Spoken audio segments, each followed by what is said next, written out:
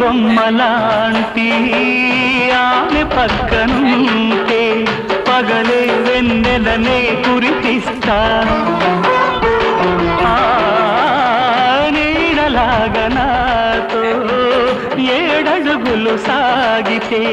ఇలలో స్వర్గం నే సృష్టిస్తా రసరమ్యం ఆ రాగ విలాసం